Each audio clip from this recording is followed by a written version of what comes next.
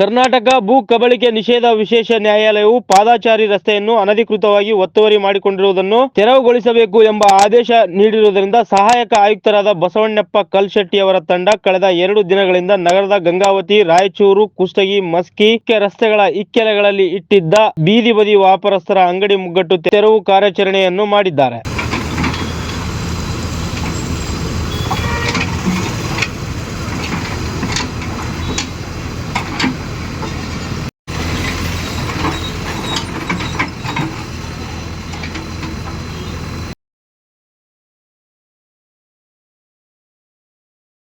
ಇದು ವರದಿಗಾರರೊಂದಿಗೆ ಮಾತನಾಡಿದ ಕಲ್ಮಠ್ ವಕೀಲರು, ಕರ್ನಾಟಕ ಭೂ ಕಬಳಿಕೆ ವಿಶೇಷ ನ್ಯಾಯಾಲಯದಿಂದ ರಸ್ತೆ ಮಧ್ಯದಿಂದ 21 ಮೀಟರ್ ಅಷ್ಟು ತೆರವು ಮಾಡಬೇಕಾಗಿತ್ತು ಎಂಬ ಆದೇಶ ಬಂದಾಗಿಯೂ ಕೂಡ ನಗರಸಭೆ ಕಮಿಷನರ್ ಮತ್ತು ತಹಶೀಲ್ದಾರರು ಕೇವಲ 15 ಮೀಟರ್ ವರೆಗೆ ಮಾತ್ರ ತೆರವು ಕಾರ್ಯಾಚರಣೆ ಮಾಡಿದ್ದಾರೆ ಹಾಗೂ ನಿಜವಾದ ನೊಂದ ವ್ಯಾಪಾರಸ್ಥರಿಗೆ ಪರ್ಯಾಯ ಪರಿಹಾರ ನೀಡಲಿ ಎಂದು ಆಕ್ರೋಶ ವ್ಯಕ್ತಪಡಿಸಿದ್ದಾರೆ.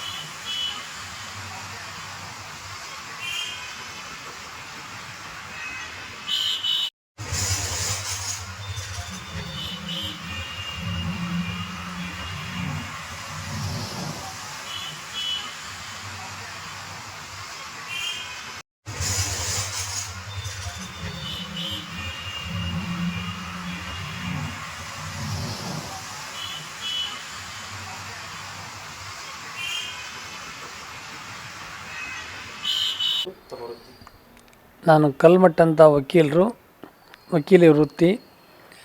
ಭಾಳ ವರ್ಷಗಳ ಕಾಲದಲ್ಲಿ ನಾನು ರೈತ ಸಂಘದ ಹೋರಾಟಗಾರರಾಗಿ ಸಾಮಾಜಿಕ ಕಾರ್ಯಕರ್ತನಾಗಿ ಇವತ್ತೂ ಕೆಲಸ ಮಾಡ್ತಾಯಿದ್ದೀನಿ.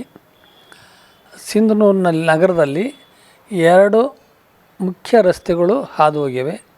ಒಂದನೇದು ಈಗ ಗಂಗಾವತಿ ರಾಯಚೂರು ರೋಡ್ ಅಂತಾರೆ, ಅದನ್ನು 150A ನ್ಯಾಷನಲ್ ಹೈವೇ ಆಗಿದೆ. ಇನ್ನು ಸಿಂಧನೂರು ಟು ಕುಷ್ಟಗಿ ಅದು ಸ್ಟೇಟ್ ಹೈವೇ 30 ಆಗಿದೆ. ಇವೆರಡೂ ಈ ಸಿಂಧನೂರಲ್ಲಿ ಹಾದೋಗ್ತಕ್ಕಂಥ ರಸ್ತೆಗಳು. ಇದು ಅತಿಕ್ರಮಣ ಆಗಿದೆ. ಮೊದಲು ಭಾಳ ದಿವಸದಿಂದಲೂ ಆಗ್ತಾಯಿತ್ತು. ಭಾಳ ಜನ ಸಾಯ್ತಾಯಿದ್ರು. 2009ರಲ್ಲಿ 2 ಇಂಜಿನಿಯರ್ಸ್ ಸತ್ತರು. ಅವಾಗ ಮನಸ್ಸಿಗೆ ಬೇಜಾರಾಗಿ ನೋವಾಗಿ ಒಂದು ಹೈಕೋರ್ಟ್ನೇ ರಿಟ್ ಆಗಿದೆ. ರಿಟ್ ಆರ್ಡ್ರ್ ಆಯಿತು, ಹೈಕೋರ್ಟ್ ಆದೇಶ ಮಾಡ್ತು. ಏನಂತ, ಎರಡೂ ಕಡೆ ಹೈವೇ ಆ್ಯಕ್ಟ್ ಪ್ರಕಾರ ರೋಡ್ ಸೆಂಟ್ರಿಂದ 21 ಮೀಟ್ರ್ ಎರಡೂ ಕಡೆನೂ ಕ್ಲಿಯರ್ ಮಾಡಿ ಅಂತ ಆದೇಶ ಮಾಡ್ತು. ಅದರಲ್ಲಿ ಡಿ ಸಿನೂ ಒಬ್ಬರು ಪಾರ್ಟಿ, ಮತ್ತು ಇವರು ನಮ್ಮ PWD ಅವರು ಪಾರ್ಟಿಗಳು. ಅವರು ಆರ್ಡ್ರನ್ನ ಸರಿಯಾಗಿ ಫಾಲೋ ಅಪ್ ಮಾಡಲಿಲ್ಲ. ಏನು ನೋಟಿಸ್ ಕೊಟ್ಟು ಸುಮ್ಮನೆ ಆಗ್ಬಿಟ್ರು. ಮತ್ತು ಕಂಟೆಂಪ್ಟ್ ಹೋದೆ ನಾನು ಹೈಕೋರ್ಟಿಗೆ. ಅಲ್ಲಿ ಮತ್ತೆ ಇಲ್ಲ, ನಾವು 8 ವಾರದಲ್ಲಿ ನಾವು ಕ್ಲಿಯರ್ ಮಾಡ್ತೀವಿ ಅಂತ ಅಫಿಡವಿಟ್ ಕೊಟ್ಟರು. ಅಲ್ಪ ಸ್ವಲ್ಪ ಮಾಡೋದಕ್ಕೆ ಪ್ರಯತ್ನ ಮಾಡಿದರು. ಯಾವುದೋ ಒತ್ತಡದಿಂದ ಸಂಪೂರ್ಣ ಕ್ಲಿಯರ್ ಮಾಡಲಿಲ್ಲ. ಅದು ಹಂಗೆ ಉಳಿತು. ಆದರೂ ನಾನು ಸುಮ್ಮನೆ ಇರಲಿಲ್ಲ. ನೋಟಿಸ್ ಕೊಟ್ಕೊಂತಲೇ ಇದ್ದೆ, ಕೇಳ್ತಲೇ ಇದ್ದೆ. ಇಂಜಿನಿಯರ್ಗಳಿಗೆ ಹೀಗೆ ಮಾಡ್ತೀವಿ ಹಾಗೆ ಮಾಡ್ತೀವಿ ಅಂತ ಹಿಂಗೆ ಮುಂದಕ್ಕೆ ಹೋಯ್ತು. 23ರಲ್ಲಿ ಮತ್ತೆ ಇದು ಭಾರೀ ಪ್ರಮಾಣದ ಒಂದು ಪ್ರಮಾದ ನಡೀತು. ರಿಯಾಜುದ್ದೀನ್ ಅಂತ ಒಬ್ಬ ಸೂಕೋ ಬ್ಯಾಂಕ್ ಮುಂದೆ ಹಿಟ್ ಆ್ಯಂಡ್ ರನ್ ಆಕ್ಸಿಡೆಂಟ್ ಆಗಿ ಸ್ಪಾಟ್ ಹೋಗ್ಬಿಟ್ಟ.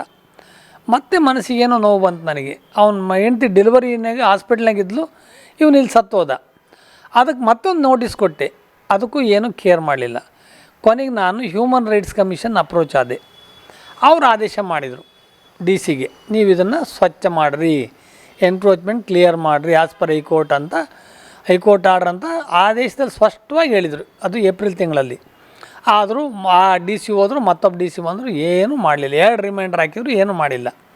ಮತ್ತು ನಾನು ಅಪ್ರೋಚ್ ಆದೆ ಅದನ್ನು ಹ್ಯೂಮನ್ ರೈಟ್ಸ್, ಮತ್ತು ಡಿ ಸಿ ಅವ್ರ ಆಫೀಸು ಅಪ್ರೋಚ್ ಆದೆ. ಅವ್ರಿಗೆ 2 ರಿಮೈಂಡರ್ ಬಂದಮೇಲೆ ಅವ್ರಿಗೆ ಸ್ವಲ್ಪ ಶಾಕ್ ಆಯಿತು, ಹೊಸ ಡಿ ಸಿ ಅವರಿಗೆ ಇದೇನೋ ತೊಂದರೆ ಇದೆ ಅಂತ. ಆಮೇಲೆ ಅವರಿಗೆ ಡೀಟೇಲ್ನು ಕೊಟ್ಟೆ. 2018ರಿಂದ ಮೇವರೆಗೂ 181 ಜನ ಸತ್ತಾರೆ, ಮೇಯಿಂದ ಇಲ್ಲೇವರೆಗೂ 28 ಜನ ಸತ್ತಾರೆ, ಆಕ್ಸಿಡೆಂಟ್ಗಳು ಇಷ್ಟ ಆಗಿದ್ದಾವೆ ಅಂತ ಡೀಟೇಲ್ಸ್ ಕೊಟ್ಟೆ. ಅವ್ರಿಗೂ ಸ್ವಲ್ಪ ಮನಸ್ಸಿಗೆ ಶಾಕಾಗಿ ಈಗ ಕ್ಲಿಯರ್ ಮಾಡೋದಕ್ಕೆ ಈ 3 ದಿವಸದಿಂದ ಮೈಕ್ನಲ್ಲಿ ಅನೌನ್ಸ್ ಮಾಡ್ತಾರೆ, ಪತ್ರಿಕೆಯಲ್ಲಿ ಹೇಳಿಕೆ ಕೊಡ್ತಾರೆ, ಎಲ್ಲ ಮಾಡಿ ನಿನ್ನೆಯಿಂದ ಇದನ್ನು ಸ್ವಚ್ಛ ಮಾಡ್ತಕ್ಕಂಥ ಒಂದು ತೆರವುಗೊಳಿಸ್ತಕ್ಕಂಥ ಕಾರ್ಯಕ್ರಮ ನಡೀತಾ ಇದೆ. ಇದು ಭೂಗಳ್ಳರದು ದೊಡ್ಡ ಮಾಫಿಯಾ. ಇದರಲ್ಲಿ ಬಾಡಿಗೆ ತಿನ್ನೋರು ಬೇರೆ, ಮಾಮೂಲು ತಿನ್ನೋರು ಬೇರೆ, ಇನ್ನೂ ದಿವಸ ಹಪ್ತ ವಸೂಲಿ ಮಾಡೋರು ಬೇರೆ, ಹಿಂಗೆಲ್ಲ ಸಂಘ ಸಂಸ್ಥೆಗಳು ಇದ್ದಾವೆ, ರಾಜಕಾರಣಿಗಳಿದ್ದಾರೆ, ಇದರಲ್ಲಿ ಆಫೀಸರ್ಗಳಿದ್ದಾರೆ. ಭಾಳ ಮುಖ್ಯವಾಗಿ ಮುನ್ಸಿಪಾಲ್ಟಿ, PWD, ಜೆಸ್ಕಾಮ್ ಇವರು ಎಲ್ಲ ಆಫೀಸರ್ಸ್ ಜವಾಬ್ದಾರಿ ಇದಕ್ಕೆ. ಇವರಿಂದಲೇ ಈ ಅತಿಕ್ರಮಣಗಳು ಜಾಸ್ತಿಯಾಗಿ ಈಗ ಇದು ಸಾವಿಗೆ ಕಾರಣ ಆಗ್ತಾಯಿದೆ. ಇದನ್ನು ಸರಿಪಡಿಸ್ರಿ ಅಂತ ನಾನು ಕೇಳ್ತಾ ಇದ್ದೀನಿ. ಮತ್ತು ಇವತ್ತು ಪತ್ರಿಕೆಯಲ್ಲಿ ಒಂದು ಹೇಳಿಕೆ ಕೊಟ್ಟಿದ್ದಾರೆ, ಯಾರು ಕಮಿಷನರು, ಕೇವಲ ಫುಟ್ಪಾತ್ ಅಷ್ಟೇ ಖಾಲಿ ಮಾಡ್ತೀವಿ ಅಂತ. ಆದರೆ ಹೈಕೋರ್ಟ್ ಆರ್ಡರ್ 21 ಮೀಟ್ರು ಆ ಕಡೆ ಈ ಕಡೆ 21 ಮೀಟ್ರು, ಆ ಕಡೆ 21 ಮೀಟ್ರು, ಎಲ್ಲದನ್ನು ಸ್ವಚ್ಛ ಮಾಡಬೇಕು, ಯಾವ ಅತಿಕ್ರಮಣನೂ ಇರಬಾರ್ದು. ಈವನ್ ನಿಮಗೆ ಹೇಳಬೇಕು ಅಂದರೆ KEB ಎಲೆಕ್ಟ್ರಿಕ್ ಕಂಬಗಳು ಇರಬಾರ್ದು. ಅಲ್ಲಿ ಸೈಕಲ್ ಸ್ಟ್ಯಾಂಡ್ ಮಾಡಿದ್ದಾರೆ, 2 ವೀಲರ್ ಸ್ಟ್ಯಾಂಡ್ ಅಂತ ಮುನ್ಸಿಪಾಲ್ಟಿ, ಅದೂ ಇಲ್ಲೀಗಲ್ಲು. ಇವೆಲ್ಲವನ್ನೂ ಸ್ವಚ್ಛ ಮಾಡೋ ತನಕ ನಾನು ಬಿಡೋದಿಲ್ಲ. ಮತ್ತು ಇವರು ಅರ್ಧ ಮಾಡಿದರೆ ಮತ್ತೆ ನಾನು ಲ್ಯಾಂಡ್ ಗ್ರ್ಯಾಬಿಂಗ್ ಕೋರ್ಟಿಗೆ ಹೋಗ್ತೀನಿ. ಈ ಮುಂದಿನ ಕ್ರಮಕ್ಕೆ ನಾನು ಪ್ರಯತ್ನ ಮಾಡ್ತೀನಿ. ಈಗ ಬೀದಿ ವ್ಯಾಪಾರಸ್ಥರ ಕಥೆ ಏನು ಸರ್? ಅವ್ರಿಗೆ ಏನಾದರೂ ಸಮಸ್ಯೆ ಅವ್ರಿಗೆ ಸಮಸ್ಯೆ ಆದರೆ ಪರ್ಯಾಯವಾಗಿ ನಗರಸಭೆಯವರು ಏನಾದರೂ ಮಾಡಿಕೊಡ್ಬೋದಾಗಿತ್ತು.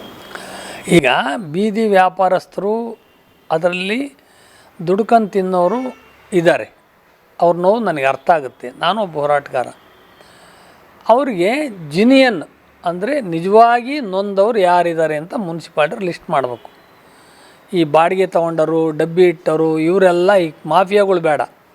ನಿಜವಾದಂಥ ನೊಂದವರಿಗೆ ಅವ್ರನ್ನ ಲಿಸ್ಟ್ ಮಾಡಿದರೆ, ಅವ್ರನ್ನ ಫೈಂಡ್ ಔಟ್ ಮಾಡಿದರೆ, ಅದಕ್ಕೆ ಮುನ್ಸಿಪಾಲ್ಟಿಯವರಿಗೆ ಸಾಕಷ್ಟು ಜಾಗ ಇದೆ ಇಲ್ಲಿ. ಅವರೆಲ್ಲರಿಗೂ ರಿಹ್ಯಾಬಿಟೇಟ್ ಅಂದರೆ ಪುನರ್ವಸತಿ ಕಲಿಸ್ತಕ್ಕಂಥ ಜಾಗ ಇದೆ. ಈಗ ಸುಕಾಲ್ಪೇಟೆ ರೋಡ್ನಲ್ಲಿ 37 ಜನ ಏನು ತರಕಾರಿ ಮಾಡೋರಿಗೆ ಜಾಗ ಇದೆ. ನಮ್ಮ ಇಲ್ಲಿ ತೋಟಗಾರಿಕೆ ಇಲಾಖೆಯಲ್ಲಿ 2 ಎಕರೆನಲ್ಲಿ ಹಣ್ಣು ತರಕಾರಿ ಮಾಡೋದಕ್ಕೆ ದೊಡ್ಡ ಜಾಗ ಇದೆ. ಅಲ್ಲೊಂದು 100 ಜನಕ್ಕೆ ಅಕಾಮಿಡೇಟ್ ಮಾಡ್ಬೋದು. ದೇವರಾಜ್ ಅರಸ್ ಮಾರ್ಕೆಟ್ ಇದೆ, APMC ಹತ್ರ ಒಂದಿಷ್ಟು ಜನಕ್ಕೆ ಅಕಾಮಿಡೇಟ್ ಮಾಡ್ಬೋದು. ಆಮೇಲಿಂದ ಎಲ್ಲ ಎಕ್ಸ್ಟೆನ್ಷನ್ಗಳಲ್ಲಿ CA ಸೈಟು ಮಾರ್ಕೆಟಿಗೆ ಅಂತ ರಿಸರ್ವ್ ಆಗಿರುತ್ತೆ. ಅಲ್ಲಿ 2-3 ಜನ ಹಣ್ಣು ಮತ್ತು ತರಕಾರಿಯವರಿಗೆ ಅಕಾಮಿಡೇಟ್ ಮಾಡ್ಬೋದು. ಅದನ್ನು ವ್ಯವಸ್ಥಿತವಾಗಿ ಪ್ರಾಮಾಣಿಕವಾಗಿ ಮಾಡಬೇಕು. ಅದರಲ್ಲಿ ಏನು ಇನ್ಫ್ಲೂಯೆನ್ಸ್ ಮಾಡೋದು, ಲಂಚ ತಗೊಳ್ಳೋದು ಇಂಥವೆಲ್ಲ ಆದರೆ ನಿಜವಾದಂಥ ನೊಂದವರಿಗೆ ಸರಿಯಾದ ನ್ಯಾಯ ಸಿಗಲ್ಲ.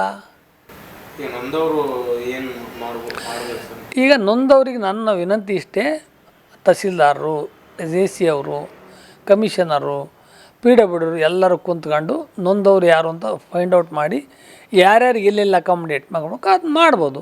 ಮಾಡಿದರೆ ಏನು ಸಮಸ್ಯೆ ಇಲ್ಲ. ಆದ್ದರಿಂದ ಅವ್ರಿಗೂ ಒಳ್ಳೆಯದು, ನಮ್ಮಂಥ ಗ್ರಾಹಕರಿಗೂ ಒಳ್ಳೆಯದು, ಚೆನ್ನಾಗಿರುತ್ತೆ, ಏನು ತಪ್ಪಿಲ್ಲ, ಊರಿಗೆ ಒಳ್ಳೆಯದಾಗುತ್ತೆ. ಈ ಆಕ್ಸಿಡೆಂಟ್ ಆಗೋಲ್ಲ, ಸಾವುಗಳು ಕಡಿಮೆ ಆಗ್ತವೆ. ನೋಡ್ರಿ, 5,000 ಜನ ವಿದ್ಯಾರ್ಥಿಗಳು 7 ಗಂಟೆಗೆ ಬಂದು ಇಳಿತಾರೆ ಈ ಊರಿಗೆ. ಎಲ್ಲರೂ ಫುಟ್ಪಾತೇ ಇಲ್ಲ, ಎಲ್ಲ ರೋಡಿ ಮೇಲೆ ತಿರುಗಾಡಬೇಕು. ಎಷ್ಟು ಆಕ್ಸಿಡೆಂಟ್ಗಳಾಗ್ತವೆ, ಎಷ್ಟು ಜನಕ್ಕೆ ತೊಂದರೆ ಆಗುತ್ತೆ ಅನ್ನೋದು ನೀವು ಅರ್ಥ ಮಾಡ್ಕೋಬೇಕು. ಈ ಊರನ್ನೇ ಫುಟ್ಪಾತೇ ಇಲ್ಲ, ಎಲ್ಲರೂ ರೋಡಿ ಮೇಲೆ ಅಡ್ಡಾಡಬೇಕು. ಇಂಥ ಪರಿಸ್ಥಿತಿಯನ್ನು ಸರಿಪಡಿಸ್ಬೇಕು. ಜಿಲ್ಲಾಧಿಕಾರಿಗಳು ಆಸಕ್ತಿ ತಗೊಂಡು ಇದನ್ನು ಮತ್ತೆ ಅವರೇ ಖುದ್ದಾಗಿ ಪರಿಶೀಲನೆ ಮಾಡಿ ಕಾನೂನು ಪ್ರಕಾರ ಇವು ತೆರವುಗೊಳಿಸಿದಾರೋ ಇಲ್ಲ ಅಂತ ಬಂದು ನೋಡಬೇಕು ಅಂತ ಅವ್ರಿಗೆ ನಾನು ಮತ್ತೊಂದು ಸರಿ ಆಗ್ರಹ ಮಾಡ್ತೀನಿ, ವಿನಂತಿ ಮಾಡ್ತೀನಿ. 21 ಮೀಟ್ರ್ ಆಚೆ ಇರುವಂಥ ಕಮರ್ಷಿಯಲ್ ಬಿಲ್ಡಿಂಗ್ಗಳಿಗೂ ಅಥವಾ ಏನು ಕಾಂಪ್ಲೆಕ್ಸ್ಗಳಿದ್ದಾವೆ ಅವರು ಪಾರ್ಕಿಂಗ್ ವ್ಯವಸ್ಥೆನ ಮಾಡ್ಕೊಂಡಿಲ್ಲ, ಹಂಗಾಗಿ ನಾವು ಇಲ್ಲಿ ನಿಲ್ಲಿಸ್ತಿದ್ದೀವಿ ಅಂತ ಜನರು ಮಾತಾಡ್ಕೋತಾ ಇದ್ದಾರೆ. ಅದಕ್ಕೆ ಏನು ನಗರಸಭೆ ಕ್ರಮ ಕೈಗೊಳ್ಳಬೇಕು ತಗೊಂಡ್ರೆ ಅಂತ. ಈಗ ಇದು ನೀವು ಕೇಳೋದು ಸರಿ ಇದೆ.